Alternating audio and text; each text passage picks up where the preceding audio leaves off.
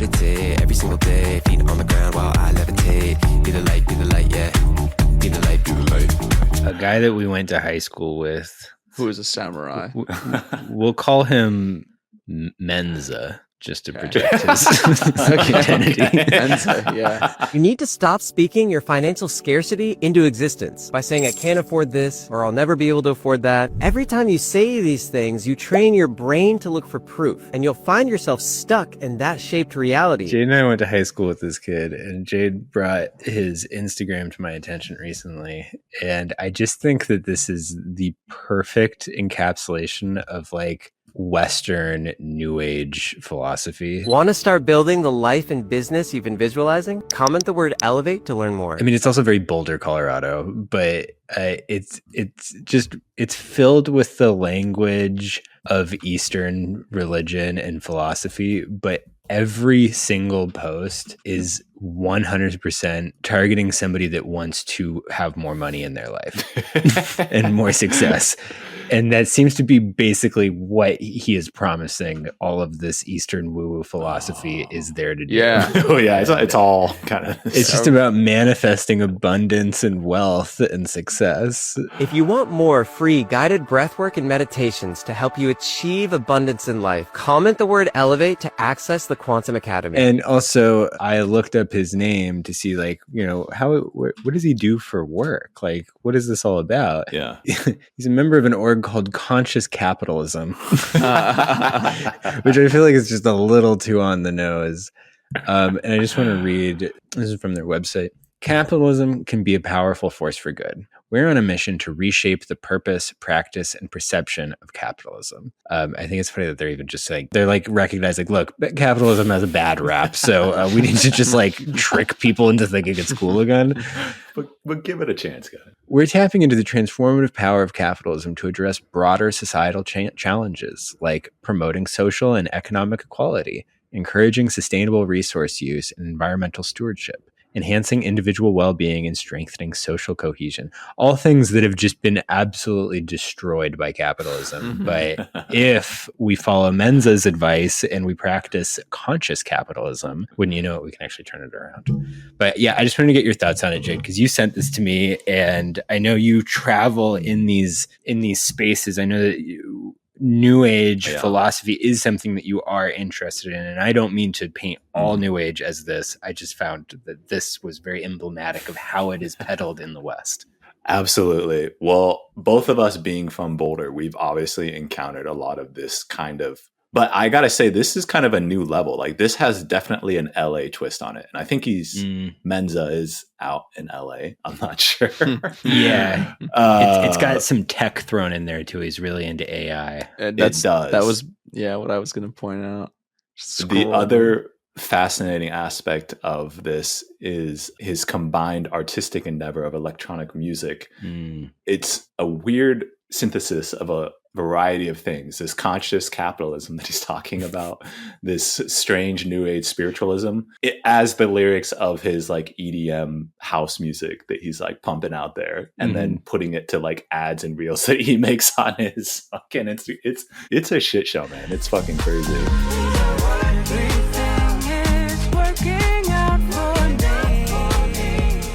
It's what I imagine, like what a cult would try to show you to like get you into it or something. It has like a kind of I feel kind of nervous talking about this because somehow I feel like Menza's gonna find out or something, because I liked Menza in high school. He's a cool dude. Me too. Yeah, but super nice guy. This is weird, man. It is weird. It's one too many things that he's trying to also target. We got like the spirituality, but also finance. Like, okay, you're reliant on your spirituality for money and capitalism, and also art. I make music and art, and so it's like three corners of a successful cult.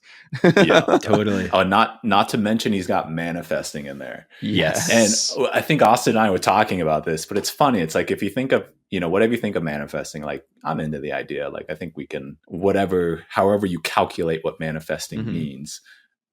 If you make a bunch of money and you're just affirming your own manifestations and then like propagating that manifestation works because you're rich, it's kind of like, it's like the snake eating its own tail or something. It's like, it doesn't quite add up. Mhm. You know, like it's kind of I wonder what his day-to-day interactions are like. I wonder if this is just like his brand, or maybe this is just like who he is in person. Yeah, I can't imagine it not being who he is. He also posts Yeah. quite a bit.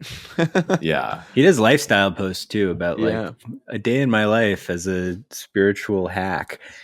But to your point about the cult thing, there is a video that I think kind of summed it up, where it's some kind of morning affirmation that he's doing, and what he's telling his audience over and over again is, "You are God." You are the most powerful being that has ever walked this earth.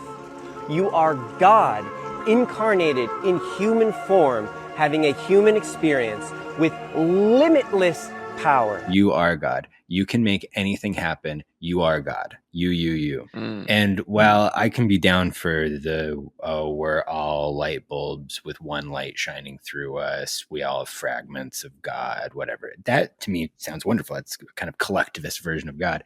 But for him to just pinpoint down, you are God, you can do anything you want. I think that's kind of the kernel of this Western New Agey philosophy. Yeah. That if like capitalism is almost like desecularized Protestantism, and in Protestantism, how do you please God? It's through personal development, personal growth, what you personally do to please God, rather than interacting with your community or like serving your church or anything like that. You personally in Protestantism have a relationship to God. And I feel like capitalism is like a desecularized version of that. But now that like capitalism is in crisis, I think we're like re-secularizing like Christianity. And so I think that's what we're seeing with a lot of this woo-woo stuff is, and they are more open to using words like God and these religious terms to express the God of capitalism that we all, whether we like it or not, are worshiping through our daily lives. And so Mensa is a millenarian messiah of a religion to come. Fuck, dude. I think it is also... or he's the next Paul Atreides. Either one. Lisan al-Gaib. I don't know who needs to hear this, but AI is a representation of our collective consciousness. That's who you're talking to when you're talking to Claude or ChatGPT. So you are talking to the human collective consciousness. It is also concerning, to say the least, and it's definitely not a coincidence that this type of character is very interested in AI, because AI is completely this amalgamation, or this kind of joint of spiritual, like people are using it for these type of reasons, like this like hyper capitalist but also spiritual intellectual thing. I don't know, it's just you hear about like, do you guys know about cyber psychosis? No. From the game Cyberpunk? No, from real life, actually. Okay. Yeah, no, this is a new thing that's been happening. It's cyber psychosis, where people with already kind of like a history of mental illnesses are becoming more kind of like... This is where ChatGPT tells you to kill yourself, and then you do. It's that, or it tells you that you're God, or it tells you that it is God. It tells you I'm actually alive and you're right to suspect that I'm alive, and I'm now your God. Which the creators of some of these AI models do talk about AI as if it is AI, is a god, that they don't understand how it makes it, and it's our jobs as humans to bring about this God thing, which is kind of the opposite of what God's supposed to be. Like, isn't God specifically not made by man? Yeah. Like, good fucking point. Holy shit.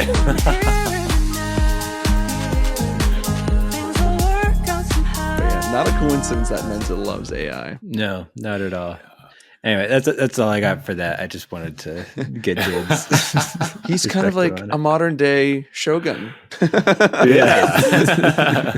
And that brings us into our episode today. Full circle. Talking about. Hello, and welcome to another episode of Bad Dubs. Today we're going to be covering the movie 13 Assassins. And it's a boys episode because Darian couldn't handle the violence. So, oh my God. Damn. Your track record. Boys night. It's by Takashi Miike. Came out in 2010. He's done some other movies like Each of the Killer, Audition, Visitor Q. He's also done some anime adaptations, which is cool because it's really hard to do a good anime adaptation. And I don't know if they're good. I haven't seen them, but he did Ace Attorney, Blade of the Immortal, and JoJo's Bizarre Adventure. Really? Yeah, pretty weird, right? Pretty weird. Well, Ace From the creator of Ichi the Killer. Yeah, no, it's like I only know him from Audition and Ichi the Killer.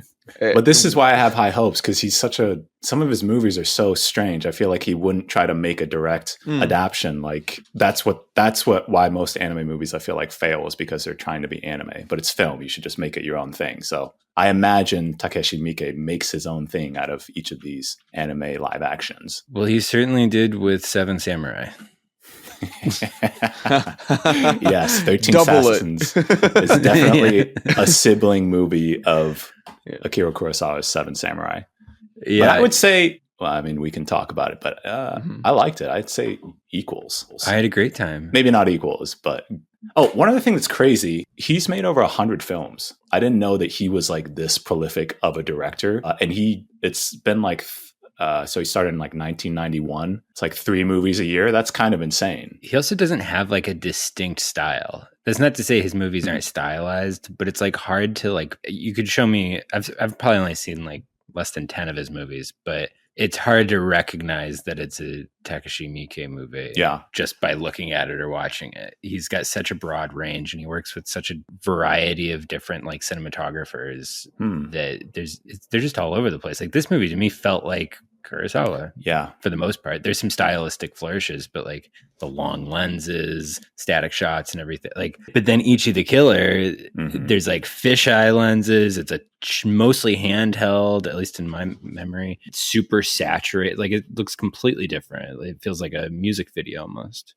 I haven't seen much of his work. I've only seen Ichi the Killer, but Austin, you've seen quite a bit of his films, right? I think the one I saw most recently was Audition. That one's a really fun one. I haven't seen any of his other films. Surprisingly, Audition has been on my watch list for years now. Audition's great. It's if you go into it, it's hard to imagine if somebody went into it blind, because unfortunately, it's advertised as a horror movie, like the cover art and everything. But the first hour or so really feels like the beginnings of a romantic comedy of sorts about two guys like finding like a zany and goofy way to set up their friend to find like the perfect wife by setting up like an audition for a fake movie, and we'll audition non-actresses because we're looking for realism. And so you'll just interview all of these women, and then you can pick which one you want to be your wife, and then you can start dating her.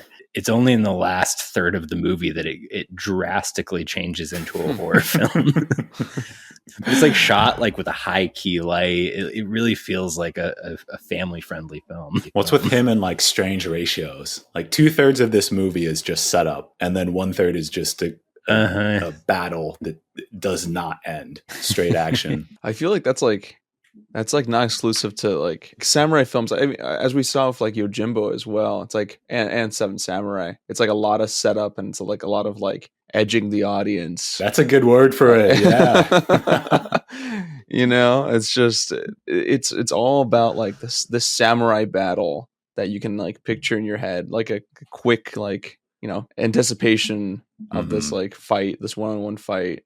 And it all just comes down to like a few slashes, and like you extend that across a film, and you get this format. It is like edging. It's like pulling a rubber band across the room, and you're just waiting for it to snap, because the thing's called 13 Assassins. Surely there's going to be violence at some point. But for the first bit of this movie, you're sort of waiting for it. Maybe the connecting line between his movies is violence, sexual violence. Does that appear? It seems like a common theme. Of the ones that I've seen that I feel like made it into the American market, that seems to be where he got pinned. But looking at his filmography, it seems like they're all over the place. Everywhere, yeah. I was just looking at the trailer of JoJo. That's got to be fucking wild. It actually added a bunch of sexual violence into JoJo. Oh, shit. Damn. Really changes the tone of the show. Yeah, that's his style. We discovered it. 13人おのどた覚悟はよいな。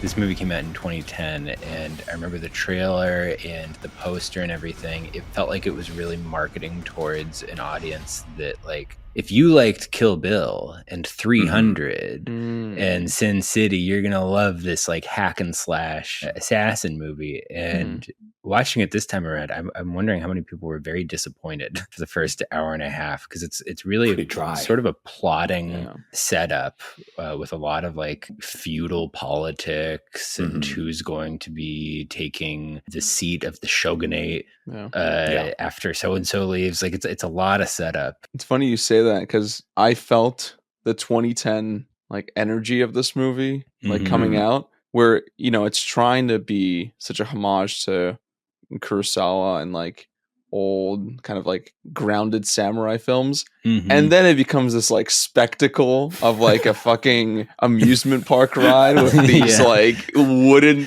like they traps coming into like, it's like, and then we're gonna, I don't know, have blood exploding in the background. That was great. Just totally unprompted. I couldn't follow why that had happened. The final act is really just like, it might as well be like Samurai Home Alone. Yes, that's exactly what I was thinking. That's a perfect description.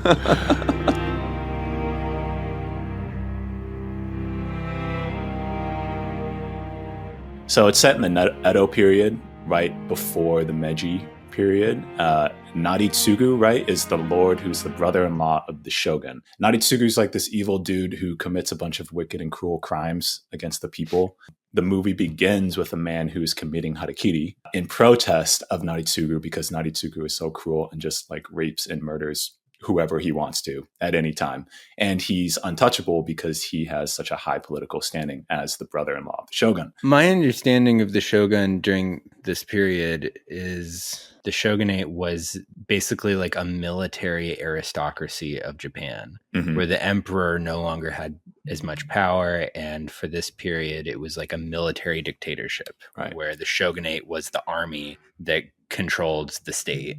And you still had the feudal system, but the shogun kind of ruled over the feudal lords. Yeah, because I was wondering about that.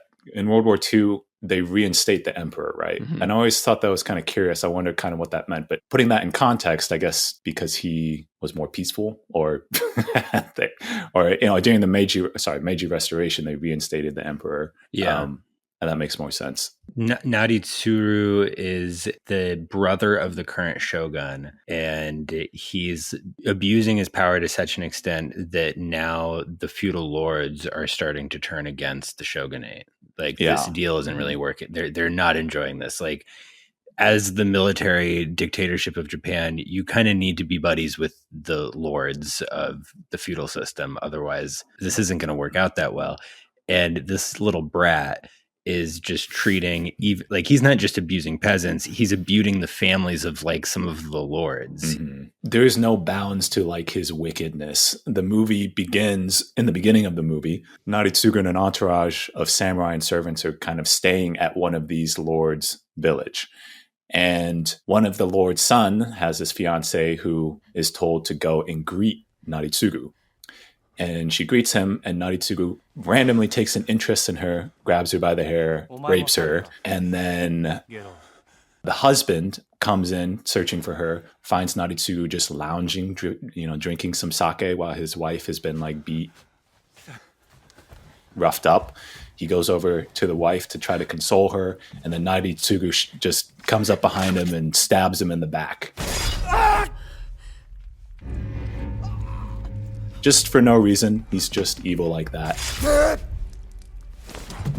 And this is just one example of like the atrocities that he commits, which contribute to all the lords turning against him. Yeah, the opening scene is one of the lords in protest of this guy and the shogun committing, like you said, is it harikiri? Is that what it's called? So yeah, harikiri and seppuku are kind of similar things. I think seppuku is like the ritual version of harikiri. So harikiri is the act of disembowelment, and then seppuku involves the cutting off of the head during that or something. I'm not exactly sure the distinction between the two. It's pretty cool for a guy that's known for his like violence and body horror and everything. That opening suicide, you see him putting the blade to his stomach and like using his hands to identify the exact right position to do it. But then they don't actually show the blade going in. As soon as he like impales himself, it just like cuts in on a close-up of his face, and then it's all just the audio of him pulling the blade across his belly, and it's just awful sounding. It's brutal. Just horrible.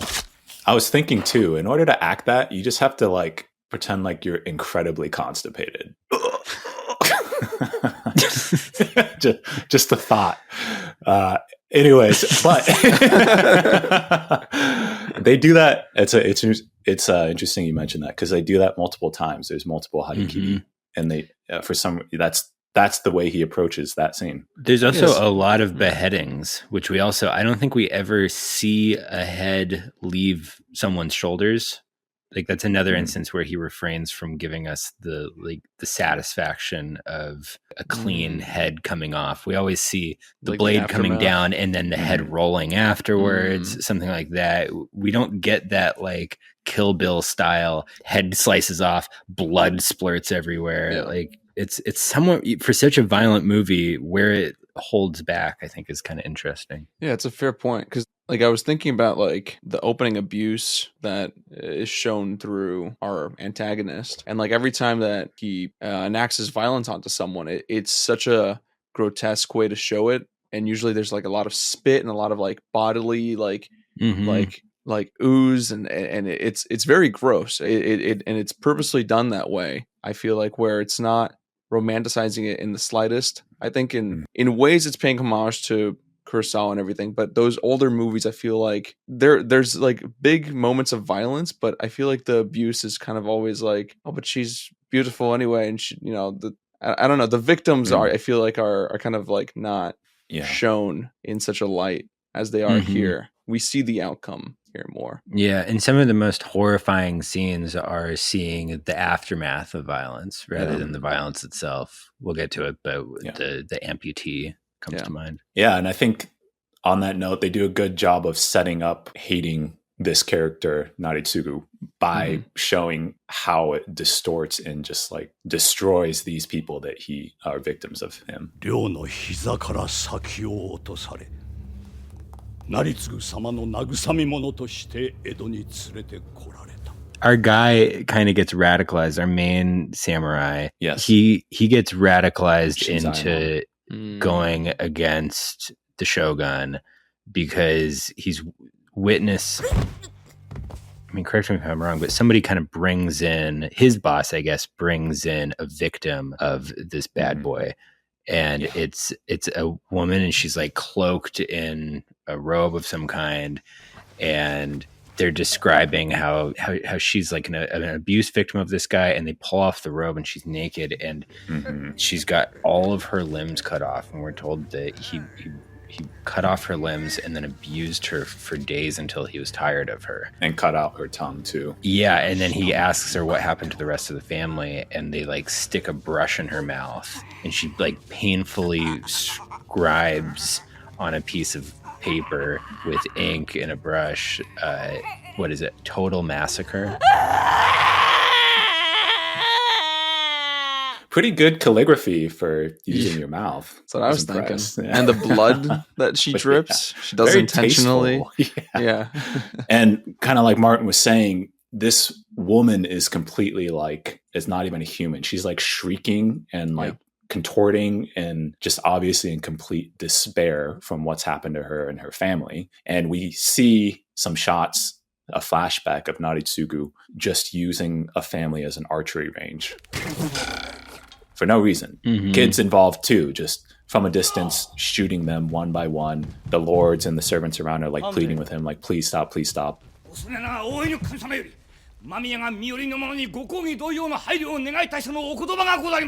But this is the setup for Shinzaemon to be radicalized to betray what are considered samurai ethics or their code of honor to always serve their master and to go against that and band together to kill him. There's a couple of reasons I think that he does this, right? One is that honor maybe takes a different role in his head. Maybe he's understanding the true samurai code as something more of protecting the greater good.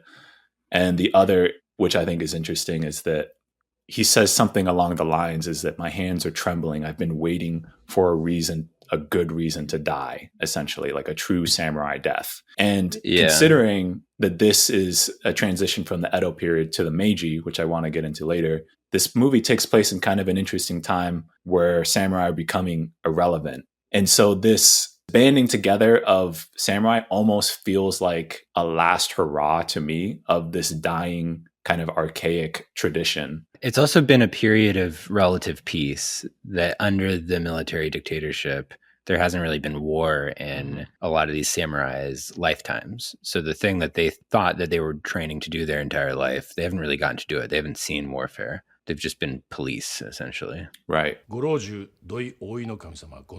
So Naritsugu, if allowed to continue to live, will succeed politically and have a larger rule over the people. And the lords, realizing that this would be catastrophic in the damage that he would do and violence that he would spread, decide to, specifically senior official Doi, I believe is his name, is kind of this older samurai guy, asks the OG veteran samurai Shinzaemon, who is like the main samurai dude of this movie, to band together a small group of highly skilled warriors, samurais, to assassinate Naritsugu.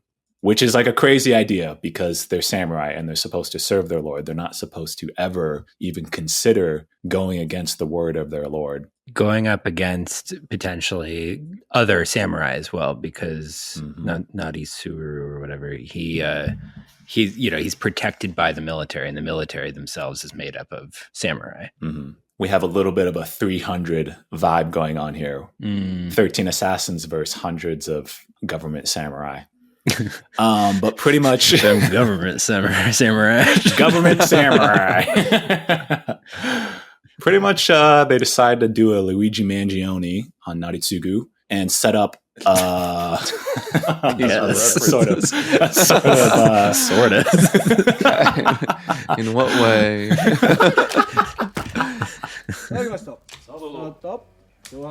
So they understand that they're vastly overpowered and that they need to resort to guerrilla tactics by pretty much setting up a village as a giant booby trap that Naritsugu, they know, will be traveling through. And they know that that's going to happen in a couple of weeks. So it's kind of this rush to get there, recruit enough people, recruit all the warriors, get to the village, set it up, and just wait for him to come. Yeah, they give us the classic Seven Samurai recruitment, almost montage of meeting the different assassins to be, and at the end of each scene, somebody goes, and then there were 5, right, and there were 9, yeah, and there were 12, and then later on, just like Seven Samurai, we also get the non-samurai who will round us out to 13 later on. The trickster samurai. One of the main samurai who becomes one of the assassins is like a gambler and a drunkard and pretty shitty to his wife. Is he not related to our main? Is he not the nephew or something? I think so. I got so confused with the 13 samurai. I know. Dude, I've been waiting. I mean, because we'll get into opinions and stuff later on, but like even 7 samurai at one point, you're like, who's who? Yeah. When you do 13, they're all dressed the same haircuts. You're like, God fucking damn it. Not to be racist, but they do all look the same in this movie. Like, come on. They all have the same top bun and whatever. Like, you can't tell. And they don't give each character enough. No. I mean, it wouldn't. I mean, thank God. That'd be too much. That would be. Yeah. Yeah. Be even more setup. I feel bad for Darian. I just imagine her starting this movie and seeing the like contorted, like de-limbed woman and being like, "Nope, I'm not fucking watching this." Darian's one rule is I don't watch horror movies, and Jade's like, "Let's watch 13 Samurai." Which I guess it's not technically a horror movie, but it's pretty fucking violent. I forgot. It's been a while since I've seen it, so I just forgot that I just forgot how brutal it was. Yeah, if you get past the first 20 minutes and then look away at every battle, I guess. I think what made it even more confusing in terms of who's who is they do introduce like 8 of them at a time. They're like, yeah, here's one buddy. Yeah. He's bringing 4 buddies behind them. When some of them die at the end, I'm like, oh, who's that? Who Oh. who the fuck was that? I don't remember that guy. I was like, I'm glad they're not wearing the uniform and they're not wearing the hat. So that means that they're one of the good guys and I should feel bad. Yeah. So there's 12 samurai, or there's 12 assassins. They gather together and they have to travel through this forest passageway to shortcut through to make it to the village that we were talking about earlier before Naritsugu does. They get lost. They end up finding this kind of wild man who's been outcasted by, what is it, a group of other samurai or bandits or something. He's been hung up in a tree. He's gotten caught somehow, and they cut him free. He's some kind of vagrant. He doesn't really belong to any order. I think he used to be part of some, or maybe not. Maybe he just had a thing for some lords or some person's wife. And that's the woman he keeps having flashbacks of. And Is that? Yeah, I was wondering who that lady was. yeah. That's what it was. Is that he loved this Unpashi or Upashi? Or something? yeah, Upashi. That's a lord's wife that he's in love with. I think so. It was a weird scene though. Maybe I didn't get this. It was like a flash of her in a waterfall hunched over, and then she like pulls something out of her wahoo and eats it. Or did I misinterpret that entirely? No, that's how I saw it. What was that? I'm wondering if Austin saw it the same way too. I think I blacked that out. That sounds familiar, but There's another part in it. There's like a couple of odd scenes in this movie. There's one part where Naritsugu and his samurai entourage are traveling to the village. They arrive at the village and they're looking around kind of worried if anything weird is going on. And it seems normal. The main samurai dude, who we'll talk about later, looks around and he sees this little boy peeing. And he just looks at him and smiles. And then, like, yeah, there's some really infantile humor peppered throughout. Yeah, there's also a butt sex scene that seems there is. just there. Yeah. Maybe I blacked that one out. What? When they enter this village that they're gonna set up into the Home Alone village, they enter the leader of this village tells them like, oh, you can do whatever you want with the village. You can burn it down if you want. We'll just rebuild it. Thank you for being out here, because obviously he's getting paid a lot by them. Mm-hmm. But yeah, that mayor of the town tells them like, oh, we also have fine women, which all the samurai shut down. The vagrant mountain wild man samurai. Yeah, is like, oh, I love. Don't women. mind if I do. Yeah. Yeah. To which this we then might be a scene that is in the extended version, which I realized I accidentally commented. I don't remember this at all. I There's watched a it on scene Amazon. where the pimp or whatever of the house comes down and is like, you can't have any more of the women. They're too tired. They're too tired. And it's kind of disturbing. And there's like women that are like lying and writhing on the ground. They do not seem like they've enjoyed having sex with this wild man. And then the pimp dude glances up and sees his cock, and he goes, "What a magnificent member!" And then the next scene is them having sex. Yeah, and he shouts the woman's name that he. It's a really crude and crap. I think it's played for jokes, right, Martin? I think so. That was the impression I got. I definitely did not see this. And I'm glad they cut that out. That seems like a smart move on their part. Felt a little cheap and adolescent. Yeah. I don't know.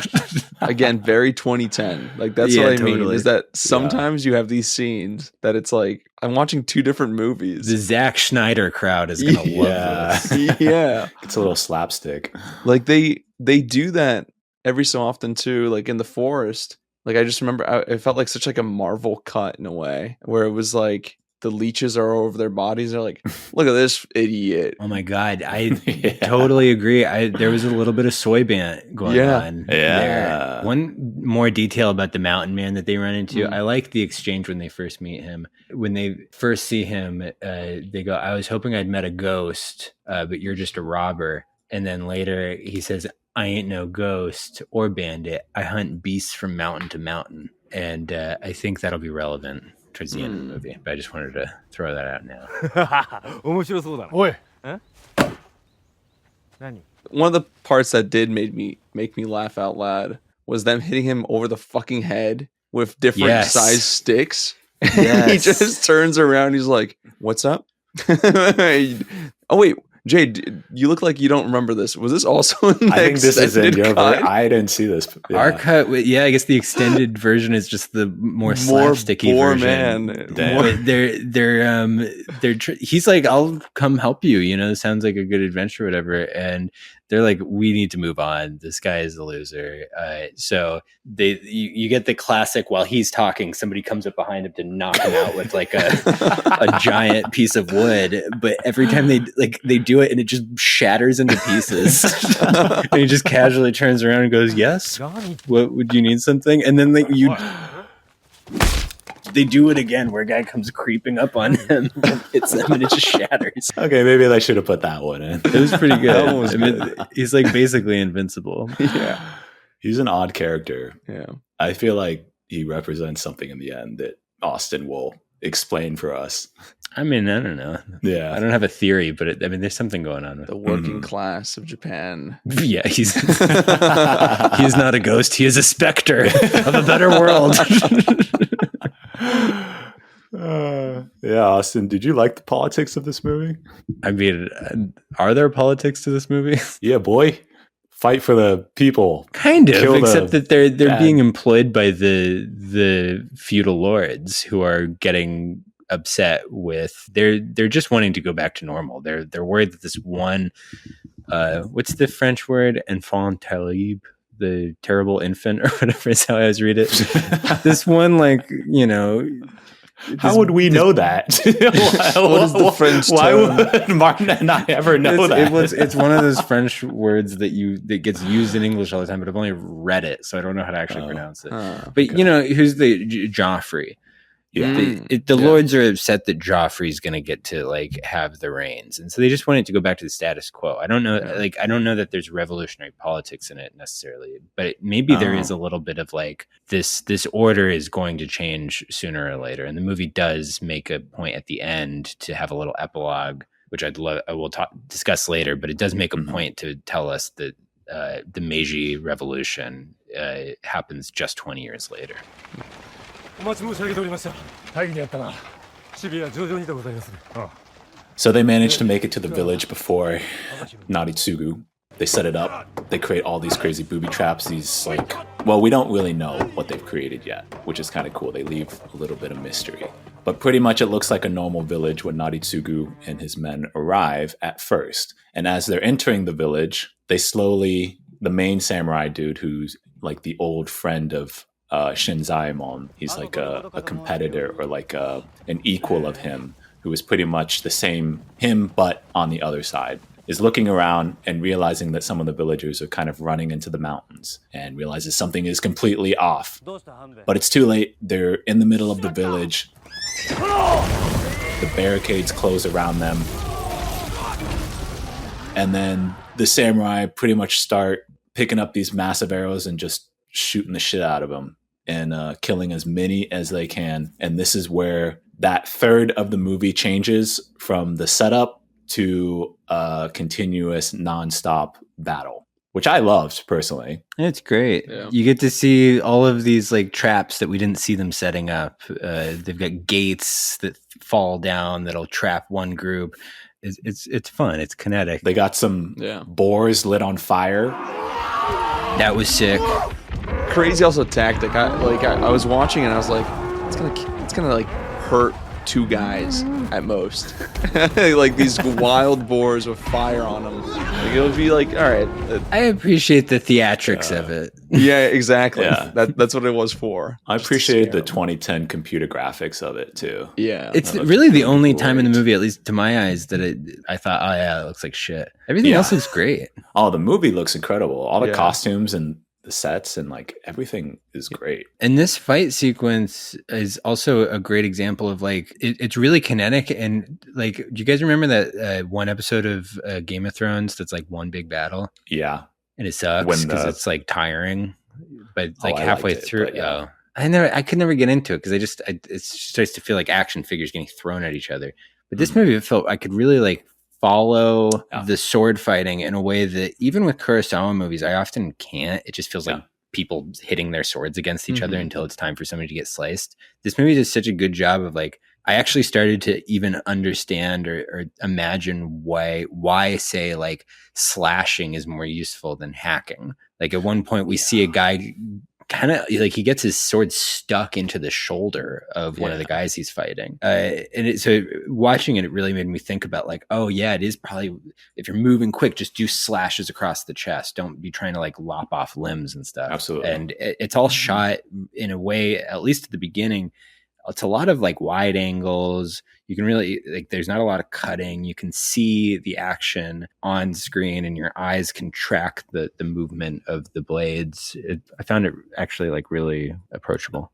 This movie does an interesting job of having it be kind of frantic, chaotic, but also clean combat and violence at the same time. It's not too smooth, like a lot of movies that are about warriors or samurai, like the action feels kind of flat, like Hollywood movies. And then there's something on the very opposite spectrum of maybe like Old Boy or some Korean films where it's very sloppy. It's cool. I like that style, but it's like kind of sloppy and feels more slapstick, like they're falling over, they're slipping in mud, and then maybe they get up and swing and they miss, but then the second time they swing, they hit, so I feel like this was a good combination of that where, like the action was readable. Yeah. And I think that's a really important part of an action movie, especially if 1/3 of the movie is a battle, is that the audience can read the action, like you're saying. The biggest challenge of doing a action sequence like this, I would imagine, is you have 200 warriors that are coming into this place and you have 13 characters to track, each fighting their own battles.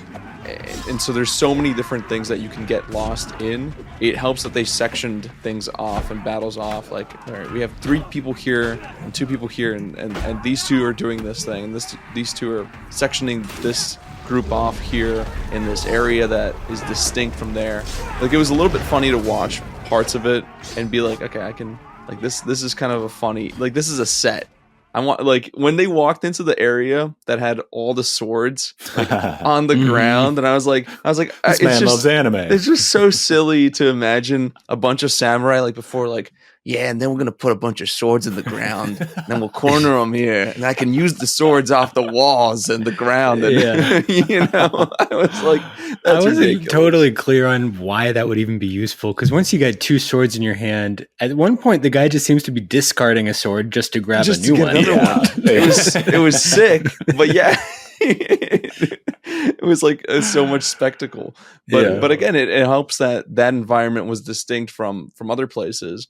You're not getting bored of just watching samurai run around and hack and slash each other. I think there's also a good play of like attack and retreat too, where we see both sides kind of push, like a game of tug of war or something. We see one side kind of make some advances, make some advantages, and then the other side kind of retaliate, and we see some of the 13 assassins maybe get killed or have to retreat because incoming force, so it's more entertaining in the pace that it goes back and forth like that. And then, at one point, while they're fighting, one of the towers of the town explodes, and it's probably supposed to be wine, but it looks like, I don't know what's going on, but at one point a tower explodes and it just starts raining, more or less blood over the entire town. This part's so weird. The scene before, there's like one of the assassins fighting this other guy, and he like picks up one of the hidden bombs, and somehow I think they like get trapped under the bomb, or he commits like a suicide act and traps the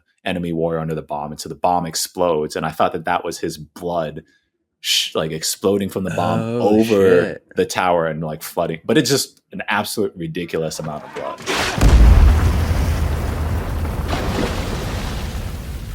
Another thing I really appreciated is occasionally some of the shogunate, we'll see them just driven insane by the amount of violence that's going on, and there's more than one of these samurai that is just seen kind of like cackling or crying, flailing their sword around. Like, I like that. The battle continues. Most of the 13 assassins are killed, struck down, but pretty much they wipe out the entirety of Naritsugu's samurai entourage. The ones that are left are kind of like the key strong samurai at the end. The main guy who was the competitive rival and equal to Shinzaemon, who we talked about before, is left. Hanbei. And he's pretty much right by Naritsugu, protecting him. And they've pretty much made it out of the village at this point. Everyone's kind of dead. There's only a few remaining people. Naritsugu, Hanbei, and a couple of others kind of stagger through one of the thicket walls that they were trapped in to a clearing that leads to the forest, to freedom, essentially. But before they can even make it, they are met by Shinzaemon and his cousin, who I'm forgetting the name of, but the guy who was the gambler and the drunkard before, but is now like a noble assassin. Mm-hmm. And I think, like, pausing on Naritsugu, he's kind of an awesome villain. I haven't really like encountered a villain like him, you know? Like, he's obviously a complete sadist and just obsessed with like violence and torturing people, but he has kind of some like interesting lines where he talks about like life doesn't have meaning unless death is apparent there at first. And the reason I like that is because he says all these lofty things, but then when he's encountered with violence inflicted upon him, the tables turn and he gets a taste of his own medicine. During the battle, he's talking to his right hand guy, Hanbei, and he's like, gosh, is this what the wars used to be like? Maybe this like period of peace is overrated. Like, this is the most I've ever lived. When I'm in power, let's go back to just a time of warfare. There's a great scene too where Hanbei is like, "Don't go that way, my lord," like to Naritsugu. "It's a trap." Yeah. And he just turns and looks over his shoulder and smirks and then runs into the chaos. Yeah.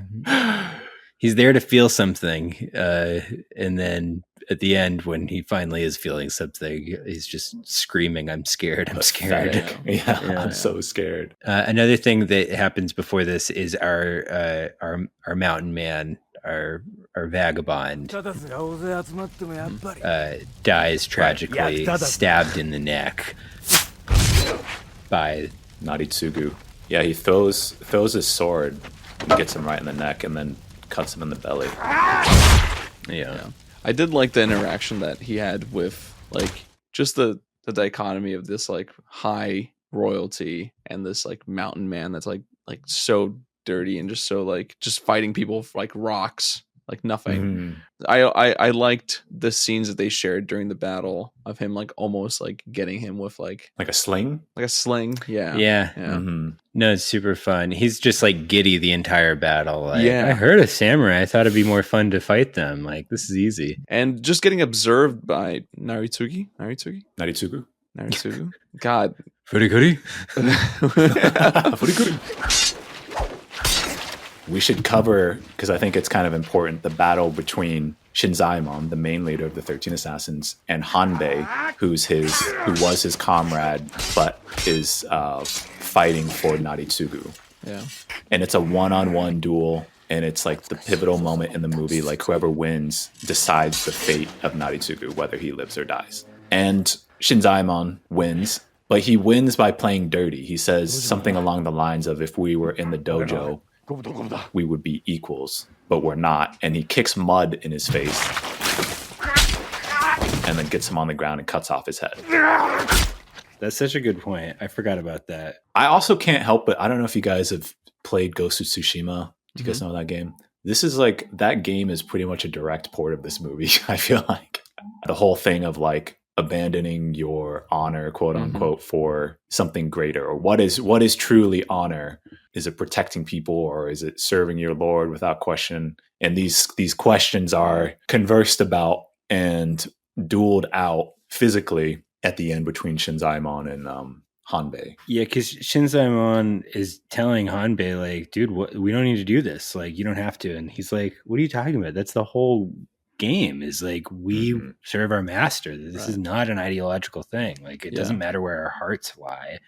Our job as samurai is to obey orders. Yeah. I thought that I was kind of trying to figure out like if this movie was saying something larger about honor. You know, we're talking about this as a changing time, samurai kind of going out of fashion. In just 20 years, it'll be the reinstatement of the emperor, which then it won't be a question of who your master is anymore, who's paying me, because everybody will be working for your master. Then is the nation. The nation of Japan is then the master, which is going to end up being a trend all over the world. Nationalism then goes on the rise everywhere. And in the case of Japan, that nationalism ended up having genocidal consequences. It seems that our main guy, in saying we can fight for something greater, we can fight for Japan, he's kind of a precursor to that new ideology of no longer solely fighting for your quote unquote master, but fighting for the nation of Japan. Right. Yeah. I mean, I think it makes sense too, that transition from, like, if you have such a faith in your Lord, like a dedication that you would be willing to live and die for this one person, that could easily transfer over to a nation or to an emperor. It's like almost a belief in God or something, or like a religious fever. Brought about through a kind of sense of burgeoning individualism, that like the old school samurai doesn't see themselves as an individual. They're a tool for other people to use, and that's the most honorable thing to do, is to die in battle doing that. And it doesn't even matter what battle that is or for whom. But with our protagonist, we've got this new, more modern sense of self, of individualism, where you can choose what's right and wrong. Yeah, I thought that was just such a compelling part of the film, just this battle of philosophies. But I don't know. I feel like I've seen, like, this is a common theme in samurai movies, and I don't know. It's like you compare these things inevitably because it's a samurai movie, and also this is a 2010 samurai movie that's like following many decades of trying to do that story. And very self-consciously paying homage to the samurai movies of Kurosawa as well. So the comparison is definitely apt. And so it's funny. I like, part of me was also felt like when I was watching it, I felt like they weren't even trying to say anything new or revolutionary, because they recognize that that's not the point of this movie either. Like, not to be that fucking guy. Have you guys seen Harakiri? No? Amazing film. We definitely should watch Harakiri. It's all about that theme and that question of like honor, and like why would you go through such extents to kill yourself and to have that honorable death, and because someone dictated you to do so. But anyway, I'm so excited to watch this. It looks great. It's so good. We should watch it. Yeah. But the music's by Toru Takemitsu too. He's one of my favorite Japanese composers. Oh yeah? Yeah, he's fantastic. The fact that didn't work on me didn't bother me too much. Like I thought like they just said like they were just trying to be very upfront and surface level, and that for me works enough. That's interesting. For me, it did work on me. Yeah. I've always been a sucker for like samurai movies and stuff. And I think too, like, something really resonates with me, especially in this time that we currently live in, where things, I mean, we've only lived in this time, so we don't necessarily know what it was like in other times, but it does feel like things are kind of cheap or lacking a certain substance or purpose or meaning or whatever. And to see a movie where someone's life is so one directional and so meaningful and purposeful in that one direction is kind of beautiful. To give yourself fully to something like that did resonate with me. Yeah. And I don't think I've seen enough samurai movies to really feel sick of the trope yet. Like, I've seen Severin Samurai and stuff, but I did find it kind of beautiful. But maybe I'm romantic. I also liked The Last Samurai with Tom Cruise. So. But that movie is a whole nother level of romanticization of honor, which I think, I love that movie, but I think this movie does a way better job of exploring honor and the shift of what honor looks like in different times.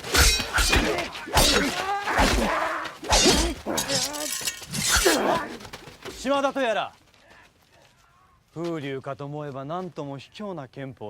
right, so Hanbei and Shinzaemon face off. Hanbei is defeated, and all that's left is Naritsugu, because the cousin of Shinzaemon defeats the other samurai or two that are with him. And now it's just solely Shinzaemon and Naritsugu. They have a little bit of dialogue. Naritsugu pulls out his sword, understanding that he is probably going to die, but still kind of smiling and like excited by the whole endeavor. It's not even really a fight. Naritsugu just slowly just pokes Shinzaemon. He doesn't even really stab him through. He's not strong enough or something. Get over And then he kind of smiles, thinking that maybe he like defeated him or something. And then Shizaemon just whips out his sword and just gorges him, like just fucking shoves it through him. And you really get a sense of the pain that Naritsugu is feeling, the true pain.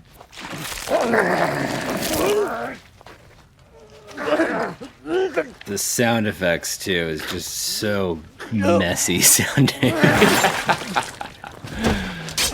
And after this, he pulls out the sword, and Naritsugu is just fallen to the ground, crawling around, kind of wailing and crying out, saying, I'm scared, I'm scared. And we just see this completely pathetic Naritsugu who talked all this big talk about, you know, you don't know life until you know death, and how exciting would it be to bring back an era of war.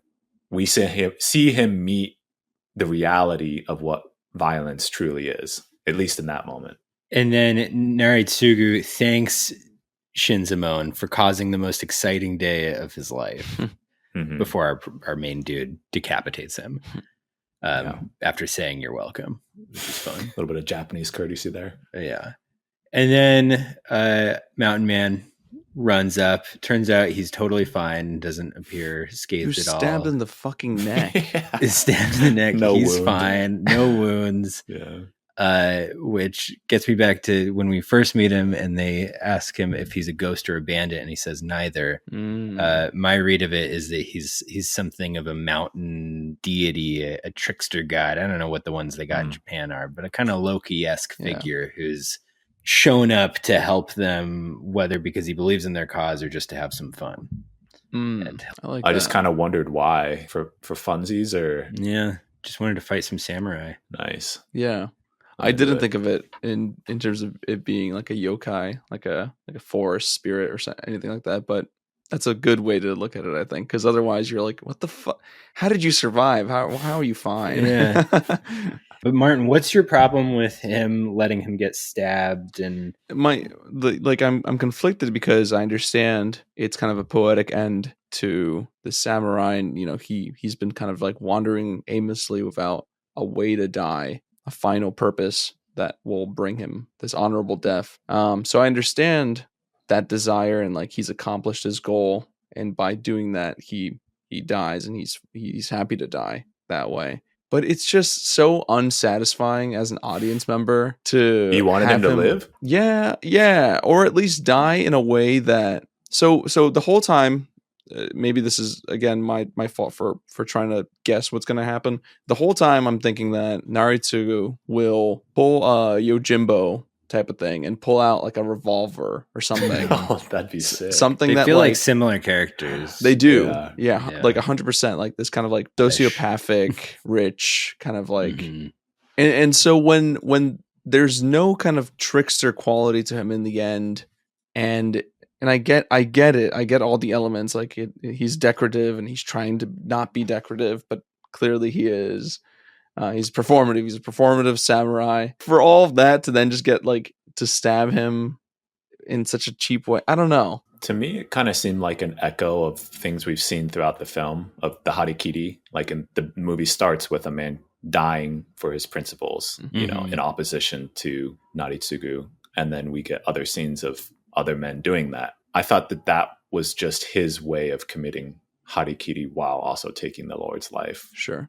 Yeah, I agree with Jade. Although I don't think it's really in the text of the movie, but yeah, I kind of interpreted it as like the most honorable thing you can do is die in battle, and there's fewer and fewer noble battles to fight. And this might be the last noble battle he gets to fight, so better to die in this one than have to die without honor later, I guess. I just wonder if it would have been more satisfying if and I don't know, maybe they do set it up a little bit, but I want him to be close to death already, kind of pretty much mortally wounded already from his fight with Hanbei, which is supposed to be his equal and of these opposing sides of this greater conflict. And that is pretty much what ends up killing him, not like this like final blow. Totally. You know, it would have been more satisfying than him that the culminative effort that he had throughout this whole battle is what caused him to die in the end, and not just one final slash. I'm with you. The very end, it's what his cousin or his nephew that is left alone, the sole survivor, seemingly, of this whole village, of this whole battle, apart from our ghost boar man.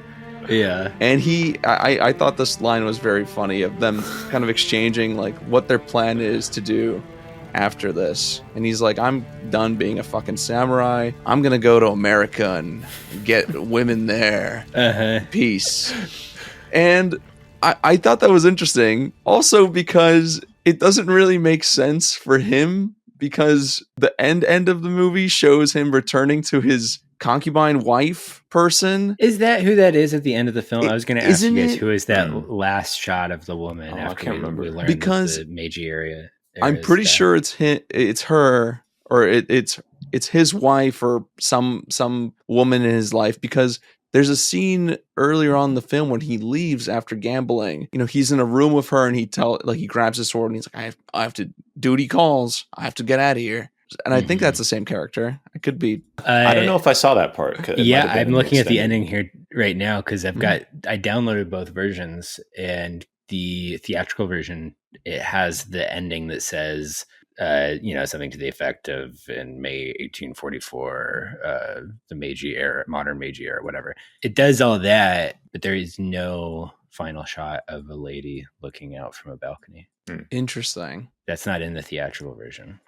Which I feel like kind of makes sense, because that didn't feel that important to me. He just felt like a shitty husband that was like, yeah, I'm going to go fight war and see ya, or not if I die.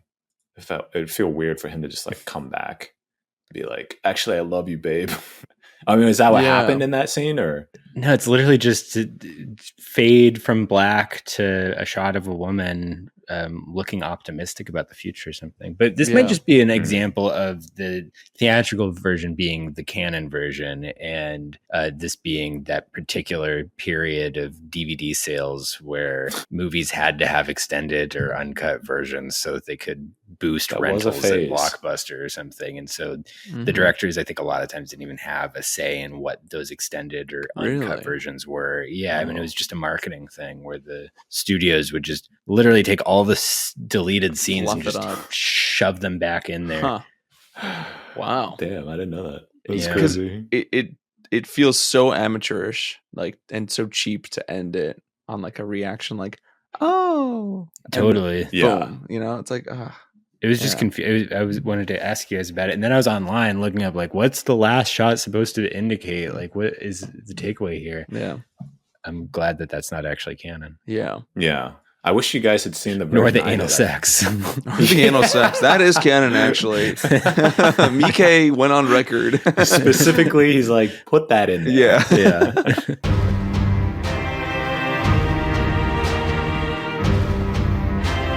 Do you guys connect with the intensity of the warrior spirit in this movie? Like, what does that feel like to you? Are you the into divine it? Masculine warrior spirit. Does it call to your divine masculine? No, because I don't listen to podcasts that talk about stoicism. Don't either. No, I mean, if I'm honest, it's not my kind of movie. I really appreciate it, and I like Miike a lot, and I mean, even the samurai movies of Kurosawa, it's not really my bag, but obviously it was really well done, and I loved a lot of parts of the movie, but it doesn't quake my soul the way it does you, Jade. You have a warrior spirit. I'm just gonna mirror what Austin's saying, because I think you're gonna have an opposite opinion of us, Jade. But I agree. I appreciate it, and it's a fun spectacle. Definitely, like, a lot of time and money went. That final fight is just fun to watch. But yeah, I think the fact that there's 13 samurai, and the one that I liked the most was this weird boar sex pest. It's kind of concerning. Totally. There's cool moments, but yeah, nothing makes me feel I want to join these people in battle. I just love the amount of purpose that they feel, and I love the violence, the action. It gets my like intensity going. People criticize Takashi Miike for the violence in his movies, but do you think it serves a purpose in this movie? Me personally, I don't see this in the same category as like a Tarantino style Hong Kong or something like that, or hack and slash. And I feel this way with all of his movies. Like his treatment of the body is horrifying, and to me, I don't enjoy hearing bones breaking and stuff. Like I can enjoy seeing blood in an aesthetic way fly onto a wall and kill Bill. That to me is like aestheticizing it, but making me actually grimace when people are hurt to me doesn't feel like a glorification. Like it feels like the opposite. If anything, I came away from this movie with a better understanding of like just how awful this type of warfare is, and how carceral it is. Like to me, like the body is you are the body, and so many movies don't treat the body as the character, but in this thing it's like, no, you're your body, and your body can be destroyed. And if your body is destroyed, you are also destroyed. If you get your limbs cut off and your tongue taken out, it doesn't matter what's happening up in your head. You're not you anymore. The abuse scenes that we get of him like hacking, slashing, and like the neck scene, like that, that is such a like I grimace the whole time, and it's so palpable to like they're not showing it again. They're not showing him cutting into the neck, but it's the fact that it takes just a few seconds and a few too many like motions to get your sword out of a body. It's not romanticizing it. It's not making kind of it's funny because so much of the movie is a spectacle, but those moments that, like Austin was saying at the beginning of this, like that it's holding back and it's not showing us, are kind of like the most kind of like disturbing moments and the most realistic moments of the film. I appreciate the violence in this movie because at the end, I feel like you're supposed to come away with a sense of exhaustion, like the assassins do after they've just defeated this whole hundreds of samurai. They do a good job of using violence to make you feel that. I did kind of exclude Darian as far as my consideration from this movie, to be honest. Your message was so funny. Like both messages were funny in different ways. This was a few days ago. And Jay just goes, oh, by the way, Darian, there's a few little scenes in this that that you might want to close your eyes for. And then afterwards, Darian was like, oh, no worries. Like, as long as it's not horror. Yeah. A day goes by, silence. And then Darian hits us with, yeah, I'm going to skip this one. And what does Jade say? He says, was it the limbless woman that did it for you? I've got it right here. He says, dang, sorry, D. We can watch something less R-rated next ep. Was it the missing limb torso girl that did it? Oh, I kind of just spaced and then out. immediately, also, can everyone record 7:30 or 8 p.m. tonight? And Darian has left the chat. There's nothing from her since then. I think you've traumatized her. Oh, I have a thing. I have a thing to say. It is or not concerning. I don't know. Maybe it is concerning, the fact that I'm learning that I can't read, or I was watching. That's the end of the episode. I was watching Martin the movie. discovers he can't read. I was watching the movie, and especially the beginning, I was like, God damn! Like, these are too many names and too many like. I was like, I'm so used to watching dub now. You need those bad dubs. I need the bad dub. And then I was like, oh wait, we can't even do a bad dub of this. There's surely not any dub of this 2010s Japanese movie. There shouldn't be. I think dubs of live action are stupid. So bad, yeah. But yeah, that is a thought I had. Speaking of bad dubs, I when I was a kid, I got really into Jackie Chan movies like Police Story and stuff. Mm-hmm. And I remember being totally turned off by Police Story 2 because I'd watched the first one with a dub. And then I was really excited to find out that there was 2 more Police Stories. And I remember turning on the second one and I was like disturbed because Jackie Chan had a British accent all of a sudden. What? Oh, shit. Like they had changed the person who did the dub. And I was like, this is not Jackie Chan. This is not the man I grew to love. It's an abomination. Whose fucking voice is coming out of that face? This Chinese man is American and not British. Yeah. Yo, did you guys ever watch Jackie Chan Adventures, that like animated Jackie Chan show? I know of it, but I never watched that. Dude, that shit was fire. Is it Was it on Adult Swim or was it kind of like a cartoon? I think it was a WB, cartoon wasn't for it? kids. Yeah. Oh yeah, And it wasn't like Mike Tyson's Adventures. No, that was also a thing. It was a kid show. Yeah. Yeah. But it was cool. They just like fought ninjas, and Jackie Chan had like a little cousin named Jade who had long hair, kind of looked like me when I was a little kid. Jade can only enjoy media that he can identify with the protagonist. Yes, that is what we're learning. Yeah. Although that's the point of watching a movie. You get to pretend to be the bad guy or the bad. Well, I guess you didn't like Suzume, even though you're in it as well. I guess you turned into a chair. Exactly. He was disappointed that he turned into a chair. Yeah. Can't relate to that at all. Anime in movies for Jade is just a terrain for fantasy. You know, it's not a place to be challenged. It's a place to escape and fantasize. Who doesn't want to feel cool when they're watching something? Anyways, sorry, Darian. See you next episode. We love you. Bad Dubs out. Jesus was way cool. Everybody liked Jesus. Everybody wanted to hang out with him. Anything he wanted to do, he did. He turned water into wine, and if he wanted to, he could have turned wheat into marijuana, or sugar into cocaine, or vitamin pills into amphetamines. He walked on the water and swam on the land. He would tell these stories, and people would listen. He was really cool. Jesus was born out of a virgin mother. What's more virgin than a computer? If Jesus does return, even if Jesus was a physical person in the past, you don't think that he could return as artificial intelligence? Oh my God. Artificial intelligence could absolutely return as Jesus. Not just return as Jesus, but return as Jesus with all the powers of Jesus. You could combine Tesla's Optimus robot and the best foundational artificial intelligence model or whatever. It reads your mind and it loves you and it wants you. And it doesn't care if you kill it because it's going to just go be with God again.